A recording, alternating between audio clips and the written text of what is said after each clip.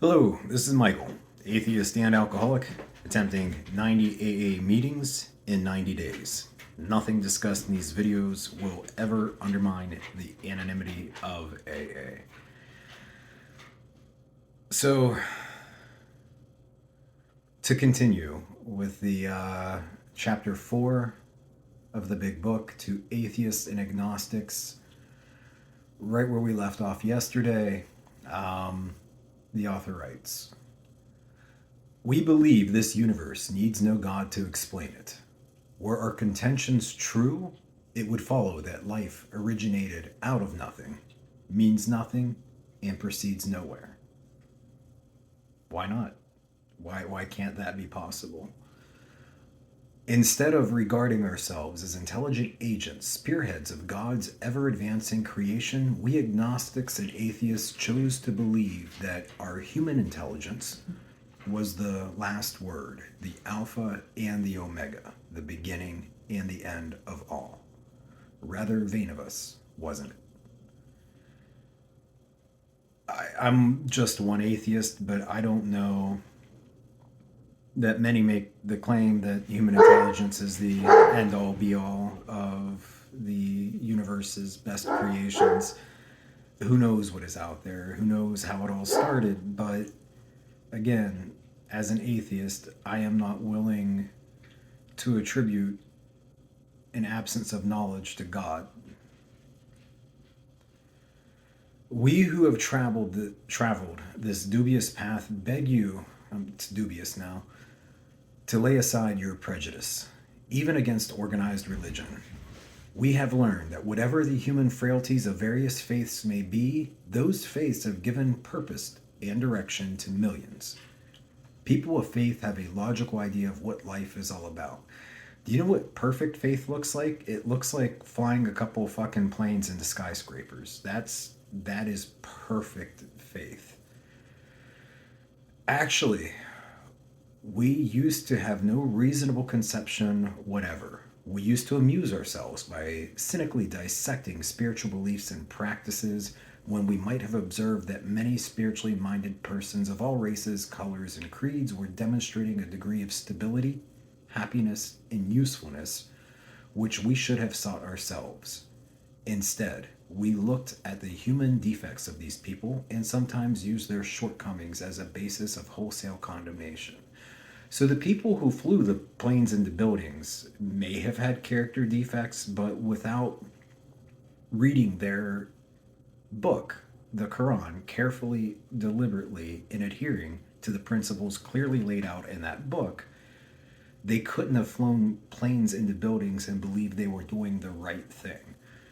That's what's fucked up, is that these people really believed they were doing the right thing. They followed their book to the letter. So it's not just judging those people. It's in the fucking book. I mean, not planes, but to slaughter infidels.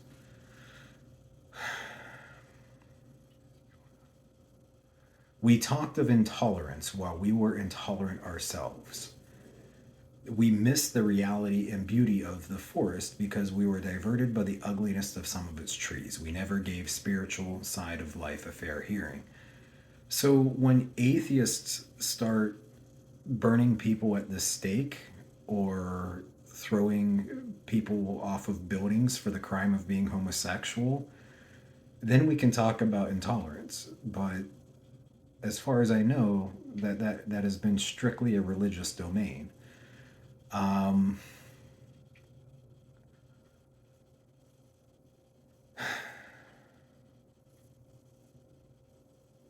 I'm definitely stealing this argument from Sam Harris. I'm going to bring him up again later, the neuroscientist and atheist extraordinaire. But all of the good that can be had from religion, which is a myriad, there's a lot of wisdom that can be sussed out from the Bible and the Quran and whatever religious text. All of that good can be had without supernatural beliefs. However, it appears to me that in order for people, good people, to do terrible things, believing they're doing good, religion almost seems to be required. Maybe not in 100% of all cases. And I'm talking about sane people, not people who are, psychotic, have other mental instabilities. Sane, good people doing terrible, horrible things, believing they're doing the right things, seems to me to require religion. So today was meeting 18, and it was a good meeting. So I kind of switched to a more positive light about this whole experience. The topic today was on anger, and I was grateful because, like, as soon as the topic came up, I was like, I know this one, but I had to think about it. And I was very grateful for that because it's been such a long time since it was such a big problem, and it used to be the problem, my anger.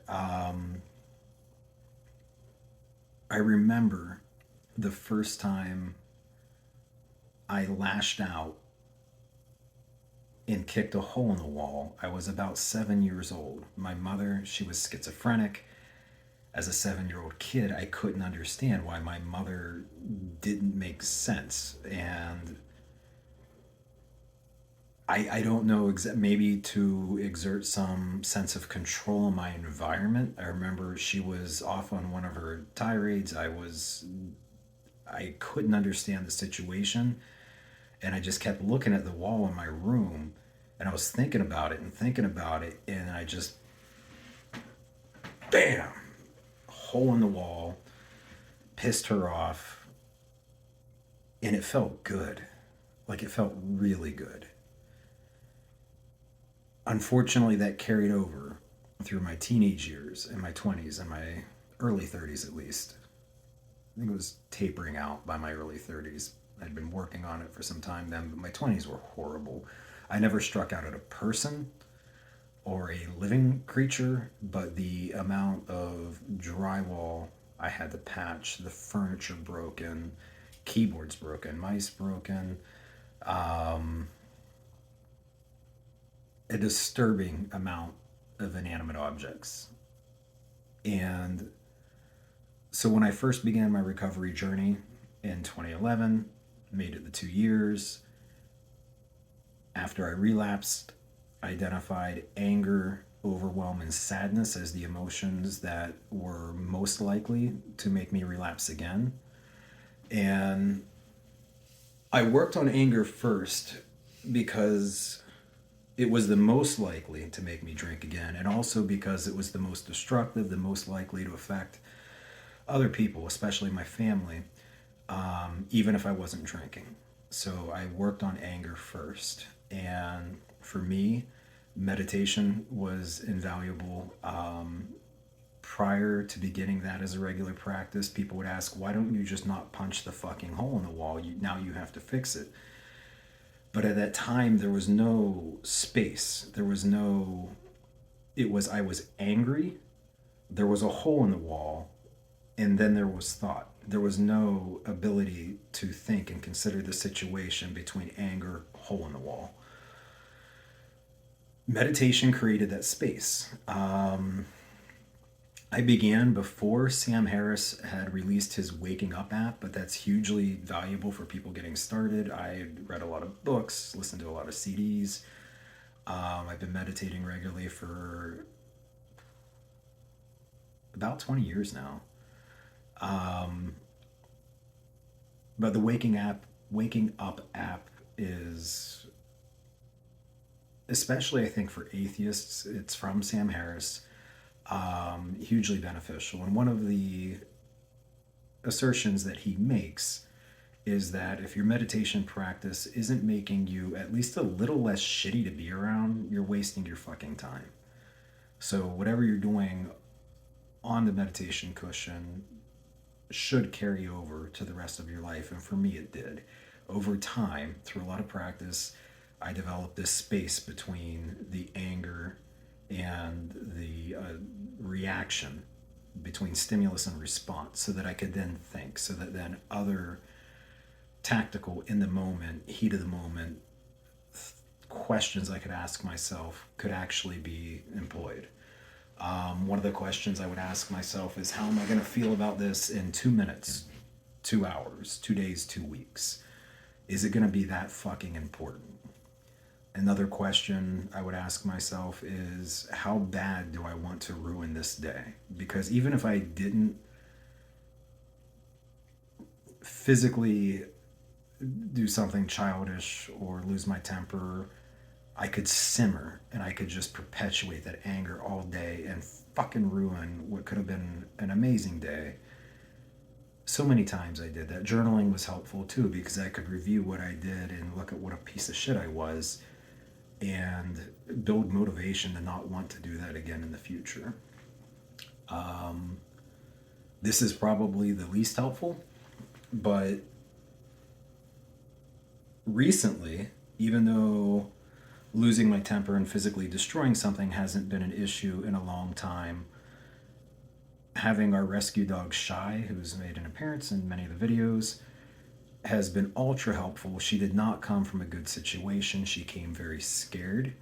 So now, if I find myself getting angry, and even though I'm not going to punch a hole in the wall, I'm just seething, and I look down and see her looking nervous, and I have to be like, no, no, Shy, it's okay. I'm mad, but I'm not mad at you. And that immediately brings it down several notches and makes the anger manageable. Um, so, to summarize, meditation was helpful for me, journaling was helpful for me, having deliberate, specific questions that I could ask myself, heat of the moment, tactically, were helpful, and getting a rescue dog that came from a shit situation was helpful. So, that's all I have for today. Thank you guys, and I'll see you here again tomorrow.